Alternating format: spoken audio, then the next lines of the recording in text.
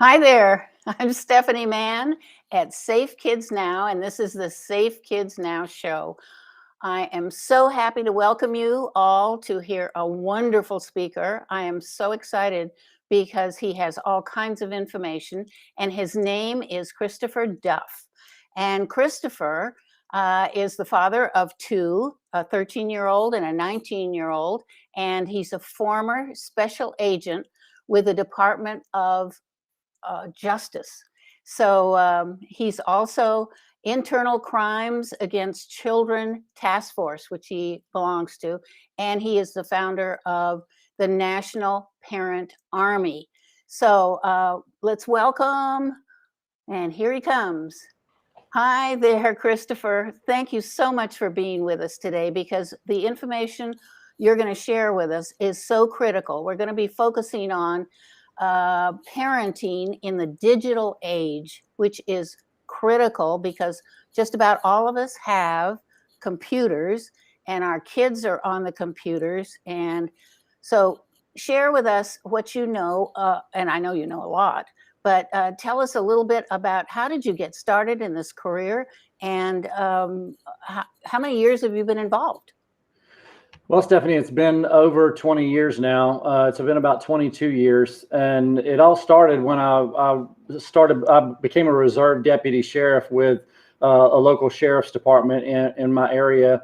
And I did that for about 4 years, rode uniform patrol and policed our community. And one of the gentlemen that I rode with and actually taught the law portion of our police academy, he and I became really close friends, and we rode together. He was also he was an attorney, but he was an assistant attorney general. And we would ride together all the time, and we became real close friends. And he said, look, after about 4 years of riding together, he said, I'm starting one of the first high-tech crime units in the country. And this was back in 2005, somewhere in that world. And he said, I really need your help. And would you come and work with us? And so I did. And I actually went in as a volunteer on a volunteer basis at first. And then the AG, he saw how hard I was working, and I was making so many cases, and he said, look, I need you to come work for me full time. So I went through some training, and I built my first online undercover profile. There were a lot of complaints from the community that their children were being inundated with predator activity online. And so they wanted to get some proactive cases going as far as posing online as a child. And so I set up my first profile, and I posed as a 13-year-old girl who went to a local Catholic school, traditional family. And within literally the first 30 minutes, I was completely inundated by people asking me for inappropriate images, videos of myself, asking me to do graphically sexual things. And I was just sitting there in complete shock. I had no idea that this world even existed. And it changed my life forever. I say in my presentations to parents that it changed my life forever that night. I would think so. Oh my goodness. So how did you react to that, and what did you do? I understand you passed one of the first laws about child sex predators and so I forth? did. So what happened was that it changed my life. So I felt like at that time, and I still feel this way today, 20 years later, that our kids are alone in the digital space. I really feel like they have no one to turn to or no real guidance as far as how to handle all the stuff that's being thrust upon them. And so at the time, I felt like I saw the world through a different set of glasses that most didn't see. And so I felt like I had to protect them. Well, I became engrossed in that world and putting together as many cases as I could, and arresting so many different predators that were wanting to meet me for sexual activity, asking me to create child pornography for them and send it to them, and so forth. Well, the first couple of arrests, we had to arrest them on archaic laws like attempted carnal knowledge of a juvenile, for example, which didn't carry too stiff of penalties, and the laws hadn't caught up to the digital age yet. So my friend that I told you about, who was an assistant attorney general, we both got together and went to the legislature and helped draft one of the first internet predator statutes in the country. Went before the legislature, spoke to them, and got it passed. At the time, it was named Internet Online Solicitation of a Juvenile for Sexual Purposes, and carried really stiff penalties, 2-year minimum mandatory for every count of a child pornography image or video. So we were able to now start arresting them, which I arrested the first predator on the law. I'm really proud of that. And it's still in the books today. And we've continued to go back to the legislature and make it stronger and stronger every year. And they've used that law in other states to help draft their own laws and bring the country up to speed as far as our legal system is concerned. Well, now, where are you located that you did this? Louisiana. I worked for the Louisiana State Attorney General's Office, Department of Justice. Okay. And well, let's see. Now, where is the best place to start to help people understand how dangerous this is? I think you've made a really good case for it, but tell me, what are the most important things I need to know to keep my children safe online? Okay. Well, the first thing I would say is, and I'm going to go back to giving presentations and opening parents' eyes, but I'll start with giving parents something to think about. Would it surprise you for me to tell you that there's probably an internet predator in your child's friends list right now as we speak? Because I would almost guarantee it. And parents always look at me kind of sideways and go, "Really? How is that possible?" Well, if you think about it, predators prey on children, so they go where children hang out. They're not where other predators are. They're preying on kids, so they're in the games, they're in apps, they're in dating apps, they're in social media. They're anywhere that other kids are. So when all this first was going on and we got the law passed and we were out there making these cases, I also started giving presentations to anyone in the community, churches, organizations, communities, conferences, anybody that wanted it. Well, that soon became very popular, because what I would do in those presentations is I would pose online and show them what I was facing as a child online. And that absolutely opened their eyes and blew their mind, because until they see it, when they saw it, and that was me being innocent on the internet. I mean, just doing what kids do, right? So I wasn't going to seedy places or anything like that. We were, just actually had profiles online of a fake, what was a child, they thought was a child. And just so your viewers understand, we never put children's pictures or anything like that. It was always of a female or male when they were younger that is a law enforcement agent today. So in our cases, we would use law enforcement and their pictures when they were younger. So that's how we would pose online. So when I did these presentations and opening parents' eyes and showing them what was going on online, we would also do children's presentations. So in the day, we would go to the school and give presentations to the kids. And just this will tell you how alone that they are and how serious it is. I would ask the question in the beginning of the presentation: how many of you in the audience, how many kids here know more about the internet than your parents do? Every hand would go up. I'm sure. So if we all agree on that, we all know that's true. That means there's a generation gap between our children and our parents. So how can we effectively parent them in a space that we are inept to do so? They know more about it than us. So that means that it's our responsibility as parents to educate ourselves and bring ourselves up to speed so that we can parent them in the digital age. Absolutely. Well, one thing that I remember discussing with someone not too long ago was, do not allow a computer in your child's bedroom. Mm-hmm. That seems obvious to me, but a lot of parents have not paid much attention to that, and they don't realize what's going on. Well, and now now, Stephanie, it's the cell phone, right? So our kids have this piece of technology in their hands that has more computing power than the rocket that sent the astronauts to the moon, right? So that machine in their hands it's a camera, a high-end video camera. It's a GPS tracking device.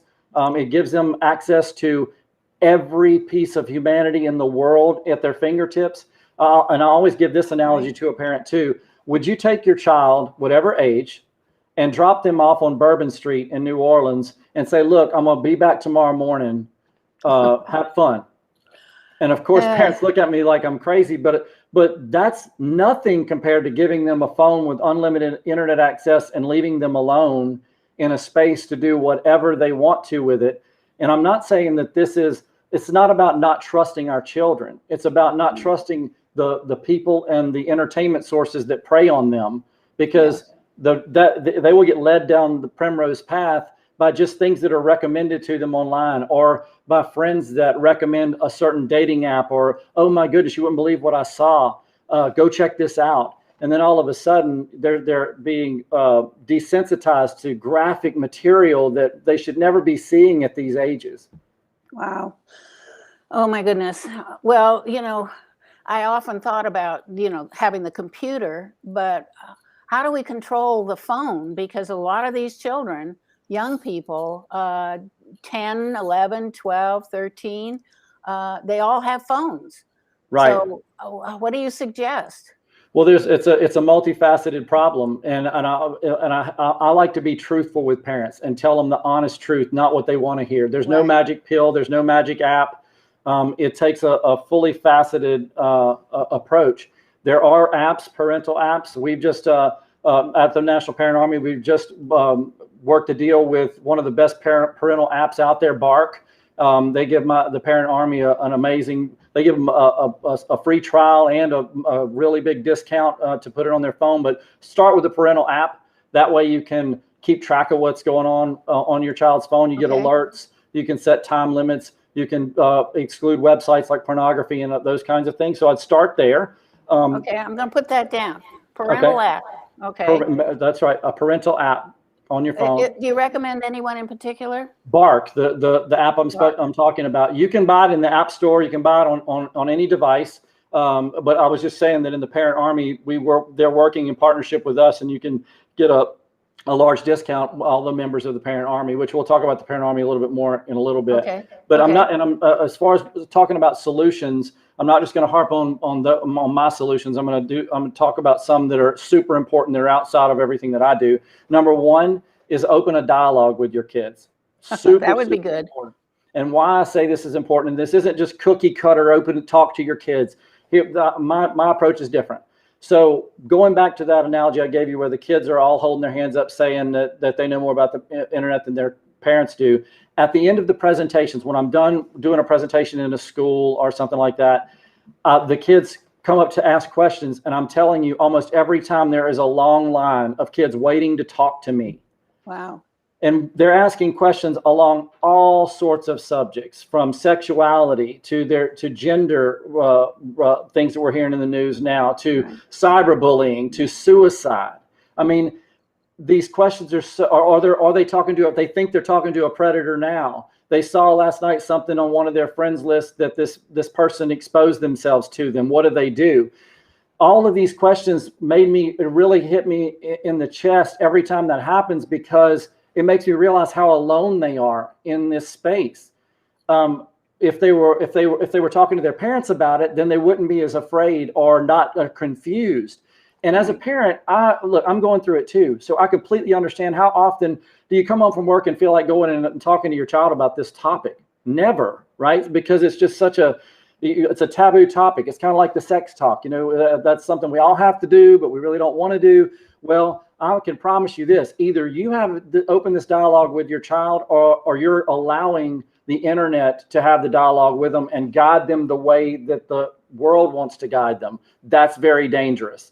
Yes. That's what predators are looking for. They're looking for children that don't have a dialogue with their parents, that don't have a relationship with them that they can talk to, because a predator, right, I'm telling you, right, they all use that against the children. They'll talk to them, well, your parents don't understand you like I do. Yeah. Don't tell them because they wouldn't understand. I mean, I love you. There are different, they attack boys and girls differently. Girls, they use the love word. They use the you're beautiful. They're constantly trying to give them confidence. And if they prey on the low-hanging fruit, and what I say by that is, what I mean by that is, just like a prey in the wild, they're looking for the people that will let them in, that will let them prey on them, or are more susceptible to their manipulation. So dialogue, parents, open that dialogue with your kids. Who is talking to you online? Who are your friends? Tell them they can come to you and talk to you anytime about any of this stuff without worrying about getting in trouble. That's a big one, because these kids think, how could I go tell my parents that this person showed me their genitals? I mean, I'm not going to go tell my mom or dad that. They're going to take my phone. So they're completely petrified of getting their phone taken away. That's the biggest threat that they could imagine. So they're not going to talk to you about it. But once you do, I promise you, parents, once you do, I have opened that dialogue with my children. Once you do, they almost become proud to come tell you about it, to come say, hey, Dad, look at this text I got. It's kind of weird. And they become part of the solution. It really, really works. So open dialogue, make sure that they can come talk to you. Here's the other reason that's super important. And I have to get this out because sextortion is a real, real problem. Sextortion is what is the precursor to human trafficking. And it's also kids can be human trafficked in their home right under your nose. They don't literally have to be in some safe house, some house somewhere that a person is holding them hostage and human trafficking them. They can be sextorted right in their own bedroom. And what I mean by that is, this is how that looks. Because a parent would say, no, that wouldn't happen to my child. Well, let me paint a picture for you. Your child's on an app that their friend told them to go to. They end up getting manipulated by who they think. Let's say it's a 14-year-old girl. She thinks she's talking to a 14-year-old boy that lives in a county right next to yours. He just moved in. He's got social media profiles. He sends her. They start talking back and forth. It's all innocent, but he's cute. He's really cute pictures. She kind of thinks he's good looking, and she doesn't get this kind of attention at school maybe. And so they start a relationship. Well, a month goes by, 6 weeks go by, and the boy says, and this is, by the way, this is an analogy I use with my son when he was younger. He said, Dad, I'm not stupid. I'd never talk to a predator. Why would you think I'd ever do such a thing? I said, okay, son, well, I'm going to give you an analogy. Let me just tell you, let's talk about this and you tell me if you think this could happen. So back to my story.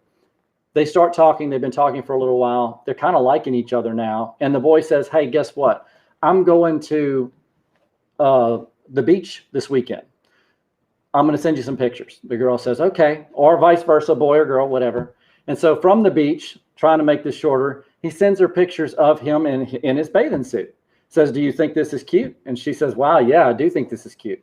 He says, okay, well, I've showed you one of mine. Now, how about me seeing you in a bathing suit? Well, I guess he did show me him. Okay, I think I can do that. You see where I'm going with this? Yes. So one thing leads to another. And before long, he's dropping the love. I love you. You're the best thing ever happened to me. You're my soulmate. Late at night, he talks her into meeting him on the phone, 1 a.m. And one thing leads to another. She takes a picture she shouldn't. She takes a picture of something inappropriate because she thinks she's in love. Well, then the person lets her know that, hey, I'm not 14. I'm a 40-year-old guy from Minnesota. And now I have some pictures of you. And if you don't do exactly as I say, I'm going to send these pictures to your parents. I'm going to open a fake Facebook page, a fake Instagram account. I'm going to post these pictures online, and I'm going to send the link to all of your friends. So what does that child now think? What are they're held hostage now. And so every night, and I'm telling you straight from cases that I've worked, and that it's going on epidemic proportions right now. These people, these children are held hostage in their own homes, and they end up doing these graphically sexual stuff for these pedophiles, these predators, and they trade this stuff on the open market like currency to other pedophiles. These How children, sick is this? It's so sick. and I'm telling you, it's happening everywhere. Then no one is safe. These children are held such captive that when they commit suicide, they fall into a deep depression. They stop wanting to go to school. They stop wanting to do any of their normal stuff. Those are warning signs to parents that this might be going on. But it's really, really awful, the things that are happening that when this happens to them. And of course, like I said, it's a precursor to sextortion. If they're in a lower income part of the world and they have no parental supervision, the next step is the predator will actually use them in real life and take them to meet them in the real world and use them in the real world. You know, Christopher, this is so disturbing, but I'm going to share with you an idea called the listening chair, which might be helpful for people that are in foster care, because I know those are our most vulnerable children, the ones that do not have parents that really care about them. But this is something that can be done. But first, we need to take a little break, and we'll be back within 30 seconds. So hang on, and we'll talk more about the children and what we can do to keep them safe. Throw and Tuck. It's handmade by myself, and you only can get it here, and it's patent, and it's only here at Rococo Design. It's like a regular pillow, or you can take the blanket out like so, fluff up the pillow, open up your blanket, wrap it around yourself, and then you can lay on your sofa and relax with your pillow, throw and tuck. When you're done with it, just flip it over. When you don't want the blanket anymore, you just fold it over twice. Fold it over twice again. Fold it over. And tuck it in the back. And there you go. You're back to the pillow, throw, and tuck. Rococo Design. Hi, we're back again, and we are talking to Christopher Duff, who has been a special agent with the Department of Justice and the Internet Crimes Against Children Task Force. He now works with the National Parent Army. And before we left to take a break, I mentioned about the listening chair, which could help anyone that has children under their care. And that could be foster kids or just a parent. But the listening chair is putting a chair or a stool in the kitchen or a place where the kids congregate or children. And anytime they have a concern, they just automatically sit in that chair, and everybody has to stop what they're doing and listen to them. And we have had people say, my children, I didn't even know they were fighting so much. But once they started sitting in that chair and sharing, you know, I'm angry at Brother George because he did this and that. And then they settle arguments this way. And you don't want your kids going to sleep angry. So a listening chair can be a wonderful vehicle for improving communication within the home. And one of the things that we're talking about today is child sex predators and what is happening to our children at an enormous rate. And we're talking with Christopher. And Christopher, please continue with what you were telling us about, because this is an explosive problem, and you can see how this could lead to a lot of other horrible consequences if we as parents don't take this more seriously.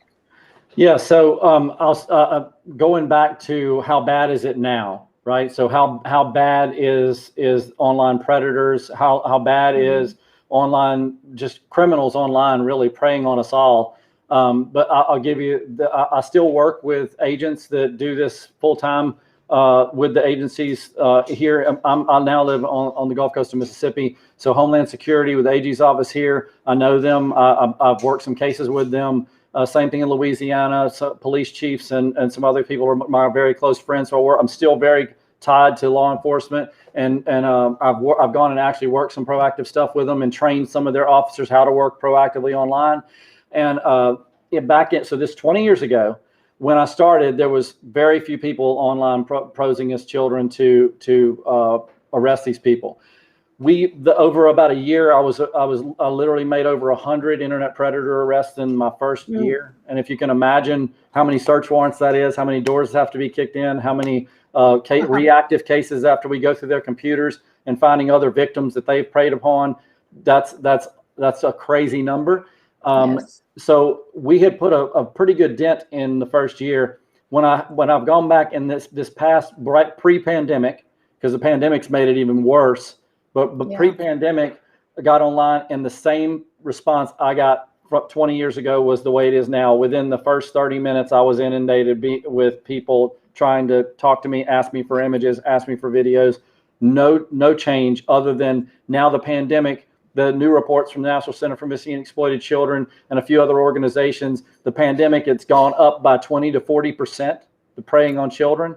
Oh my goodness. It's crazy. The numbers have just about doubled in every category because of kids being home with their phones and not during lockdowns and homeschool and all of that kind of stuff. And here's why, not just the pandemic, but here's why the problem has gotten worse. So we've gone through this latest defund the police stuff, which is crazy. Then we have and I can tell you right now, the officers in these high-tech crime units, they're already overworked. They simply can't handle the caseload. I'll give it to you in another form. The National Center for Missing and Exploited Children receives millions of complaints every year. While I'm on that subject, if parents want to write this down, if you need to report something to the National Center for Missing and Exploited Children, they have a free cyber tip line. So if you know of somebody if you viewed child pornography on somebody's computer phone, if you know of somebody's been predators trying to contact your child, any of that kind of stuff, you can go to missingkids.org. That's the National Center for Missing and Exploited Children, and they have a cyber tip line there where you can. So now that I've kind of told you what the cyber tip line is, they receive millions of tips a year. They disperse those tips to the agencies where the jurisdiction applies to. So if a case comes from Louisiana, they send it to the Louisiana State Attorney General's office. If it goes to Mississippi, they do the same. And so they disperse these all over the country every month. Imagine if one agency gets 10,000 cyber tips, they've got 7 or 8 agents. How is it they can't possibly work them all, number one. No. Number two, how do they have time to work proactively online? In other words, go online and pose as a child. They're working reactive cases nonstop. So the reality is we're just undermanned, understaffed, and all of them are working serious caseloads. When I say that, I'm talking literally almost like 7 days a week, don't see their families, constantly out there combating this. So the criminals know this, the predators know this, they have free reign. So when I say to another one of my solutions to parents is do not ignore the dangers. Do not act like or think this happens to just somebody else's child. I'm telling you right now, it's all of us are in danger. I'm in danger. And I know what I know, but I have to worry about my daughter's phone because I know that it's only a matter. She's immature, and we do restrict her phone. We have all of our practices and habits in place, like we teach in the National Parent Army. However, I'm not immune either. She's a 13-year-old child. She can make a mistake. A predator could slip through the cracks. So the reality is, I'm vulnerable too. Now I know I'm not as vulnerable. So that's what we have to do, continue to protect ourselves and educate ourselves. That's so critical that every parent take responsibility for what your children are watching on the phone, on the computer, because, oh my goodness, we have predators everywhere, it sounds like. Yep. How many predators are there out there? Do they have any numbers on this? No, because that would be like saying how many criminals are out there. They're everywhere. Let's put it this way. They're in every neighborhood. They're in every town. Okay. They're in, and not only that, the internet is the World Wide Web, right? So your children are, if your child here's another great tip. If your child's doing anything online, whether it's in an app, whether it's on an online game, whether your son's playing Halo on the Xbox or PlayStation or whatever.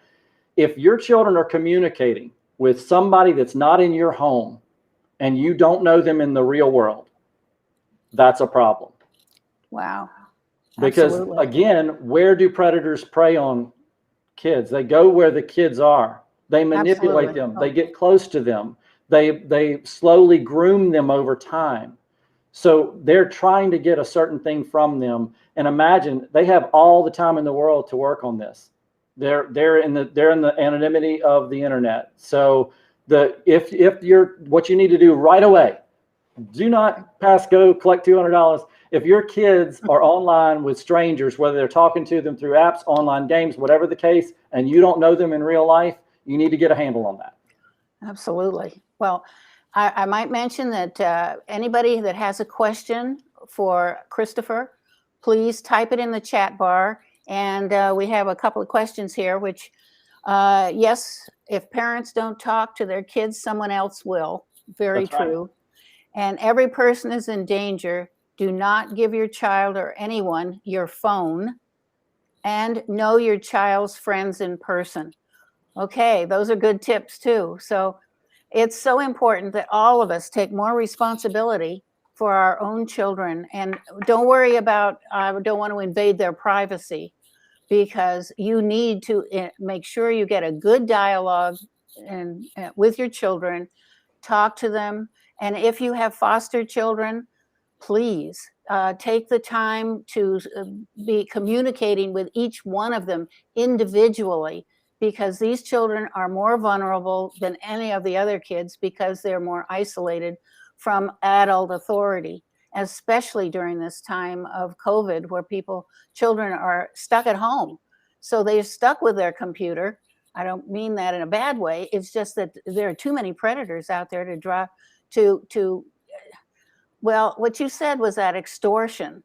That is horrendously concerning. It should be to every parent that, or the reason your child is having the problems they're having, maybe, is that they have been communicating with a predator and you don't know about it. That's horrendous. Let's see what else. Stephanie, I see a question there from Okay. Cher. Hi, Cher. Yeah. She's awesome, and I wanted to answer one of her questions. How do we encourage parents to become parents instead of friends with their children? Great question, because I Yeah. get that all the time. Sometimes in my presentations, I'll get an upset parent that says, me and my friends my children and I are friends, and I trust them, and they'll get upset. And the reality is, and again, this might ruffle feathers, but I really don't care, because I'm trying to protect your kids. I want them not to become victims. God didn't put me here to be my child's friend, even though I desperately want to be. I think all of us do. I desperately want to be my child's best friend for the rest of their life. But the reality is, he put me here to keep them safe. He put me here to get them through this immature time of life where everything in the world is coming down on our children harder than ever before. Yes. All of the entertainment outlets, all of the media, all of the digital age is just hitting them from every side. Social media, living up to the expectations of what they see online, graphic sexual material in their face at all times. Get rid of God out of your life. You don't need him, right? So God didn't put me here to be my child's friend. He put me here to see them through this time and get them to the next stage. And I love them more than life. So if that means that I've got to say stuff they don't want to hear, if I've got to do things they don't like, that's just what I have to do. And I encourage parents to do the same thing. Realize that I know you love them and want to be their friend, but we also got to protect them. So we got to make some hard decisions and actually step in and do the right thing. Absolutely. Rebecca says here, thank you for your wisdom. Well, a lot of that wisdom comes from experience. And so we want parents to have that experience of doing your homework with your own children. Please do that, because especially preteens and teenagers are so vulnerable at this time. And, now that we've talked a little bit about, we've talked quite a bit about, and we thank you for that information, Christopher, because it is so valuable to parents. They really need to hear the hard truth. So I want to thank you for that. But tell us a little bit about your parent army. Tell us about that. Sure. So what is that? Yeah, for years I've dreamed and I've prayed to. I felt like I needed to have a parent community where I could communicate with parents because the presentation was always so powerful. When I got to do a presentation like I'm getting to speak to you right now and speak to parents and tell them what I've seen and witness to them from what I've seen through a child's eyes, it was so powerful that I said, how can I multiply that to save more kids? Because I realized early on in my law enforcement career that I could only handcuff so many people. There's only so much I could do to help. And there's only so much 7 or 8 agents per state can do. So we're really in a time where we have to step up. So I said, how could I multiply this? How could I multiply myself and get in front of more parents?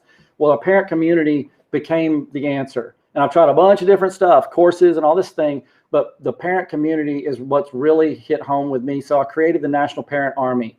In the National Parent Army, I have live webinars once a month to the latest threats, the latest ongoing things that like the TikTok challenges, all these things that our kids are doing that are crazy dangerous, the latest laws that are happening, what we need to do to stay aware of all of the different problems and ways we can solve them. I have a 4-week boot camp in there for parents that they can go through week by week to help them get their home and their life in digital balance and help them really kind of navigate what their kids' phones are doing, what their kids' social media is doing. And it's a 4-week thing where they go through one course of that a week, and then they work on the worksheets and stuff during that week. You also have access to me in the Parent Army. You can ask questions. If you come in the Parent Army, you talk to some of my other parents, you'll see, I literally talk to them every day and night. They're asking me questions. They're posting another story. And it's so awesome to be able to work with parents on that level where they don't feel alone anymore, because they can ask a question and actually get an answer. And if I don't know, I'll find out, because again, I've got all my connections. I can find out answers to questions that parents go through, because here's that other kicker to it. Why the community is so important. I could say everything that I know today to everyone. Tomorrow there'll be a new app. Tomorrow there'll be a new danger. Tomorrow there'll be a new website. Whatever, we have to continue this battle. It doesn't stop just because you get to a certain level of education. So also in there, there's so many different things that I'm working on. We have a parent task force for those parents that feel called to a higher purpose. I'm putting that together to certify them with education so they can give presentations like this one through Zoom, through in the actual real world when we get after COVID kind of calms down. But yeah, so the Parent Army is extremely important that we grow that and we bring as many parents as we can into it. What is the website for the Parent Army? It's www.parent.army. Very simple. Okay, that isn't hard to forget. No. That's easy. Well, anything you'd like to add at this point before we conclude? No, the only other thing I'd like to add is if you're a parent out there and you're in crisis right now, the other thing that I offer to parents outside of the Parent Army is kind of a part of it. But if you're going through internet crisis right now, and what I mean by that is if you found something on your child's phone, or you know they're talking to a predator, or you're just scared to death and you need private help, I offer a free private one-on-one consultation. I do private coaching for parents. Those are paid type things where I put you on a program like a 12-week thing and we work close with your family and all that kind of stuff. But just in the initial, I do a free consultation with any parents that feel like they don't know where the next step is, where they need to go to law enforcement, or how they can better help their family become more digitally life balanced or whatever. So you can contact me through that, and I'll help you decide what's our next step or what we need to do. If you just need more education for your family, do we need to bring all of them in and do a webinar like presentation privately to just your family and kind of address your needs?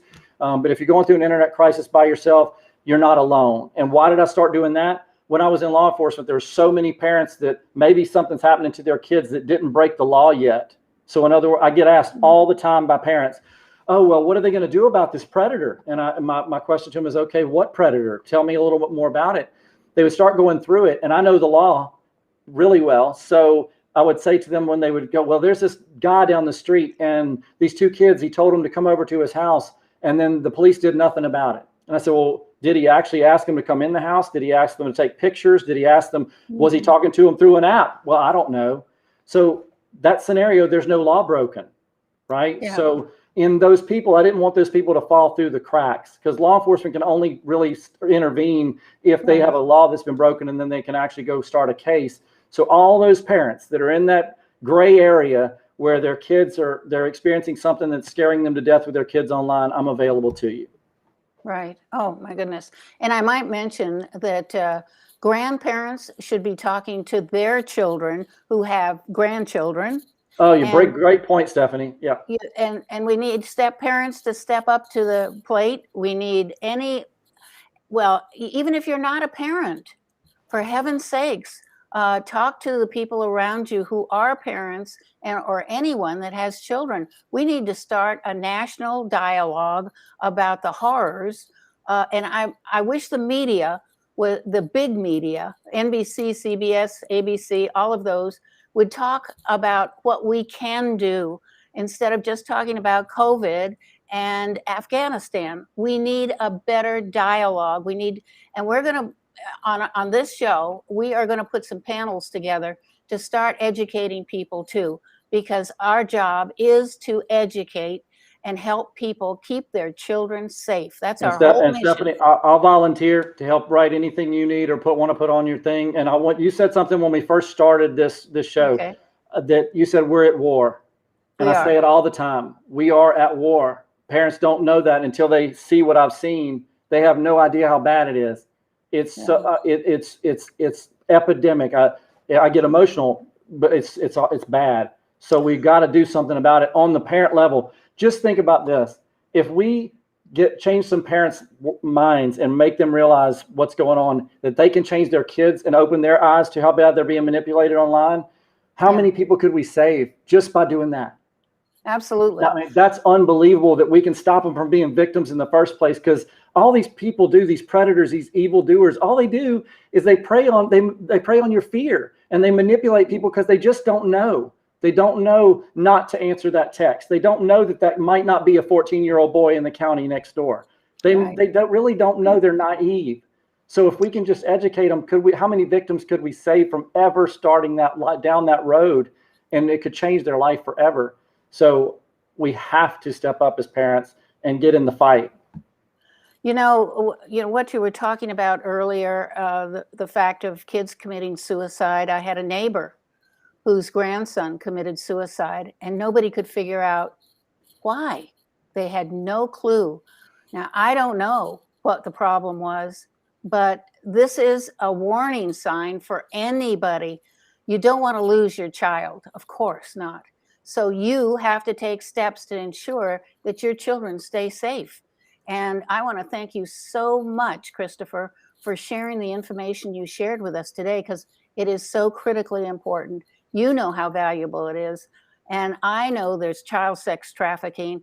I mean, our children are under attack. Yes, Yep. It is a war against children. So thank you so much. Anything else you'd like to add? Yes, real quick. I'm glad you Okay. brought that topic up. My brother committed suicide, and so that's very dear to my heart. And my wife is going through suicide training right now. She's going to be coming in the Parent Army when she finishes this training, because she wants to start a part of the Army that has to deal with suicide and how we can talk to our kids that are possibly going through those thoughts, or through that time where they possibly consider such a thing. But cyberbullying is very real. The statistic you can go to missingkids.org and read the statistics on kids that are committing suicide. That's also of an epidemic proportion. It's higher than it's ever been, and it has to do with social media and self-worth and all the bullying that goes on now more than ever. Super important topic. And again, we're covering that too. If you want, also, I didn't say this too, if you want to reach out directly to me, there is the Parent Army. I can always reach you there, but ChristopherDuff.com is also a place where if you need that private one-on-one coaching, it's Christopher with a K, KRISTOPHERDUFF.com. Thank you so much, Christopher, for sharing your heart. I can feel it. Thank you. The information you have. And I'm just thrilled that we were able to hopefully educate people about what they need to do to keep their kids safe. So Me too. thank you. Me too. And Stephanie, so we're much. not done. Me and you aren't No, we're done. not. We're going to No, we're keep not. fighting. We're going to keep this fight going because it can be won. I know it can. Yes. All right. Well, take care. Thank y'all. And- Y'all too. Okay. Bye-bye. Bye-bye. And I am going to announce that we have a wonderful speaker next week. We've had such amazing people educating us about how to keep our kids safe. I mean, committed people you don't hear about who are making such a huge difference in our children's lives and in our lives of the parents and grandparents. So I wanted to let you know that our next guest is an amazing man, and his name is James Harrison. And James is going to be talking to us about, I got to put on my glasses here. He's going to be talking about the Natural National Family Foundation. And he's written a book on Romans 2. That's the name of the book, Romans 2. And it's going to be published shortly. And it's about society today and how it relates to the Roman Empire way back when, and we're going down the same road. It's a little different because we have internet and we have all these other things, but he's going to share with us information about the National Family Foundation. And of course, the family is the most important structure in this country. So we need to strengthen our families. So, well, thank you so much for joining us today, and we'll look forward to seeing you next week. Same time, same station. So take care, and sending love to you all. Bye.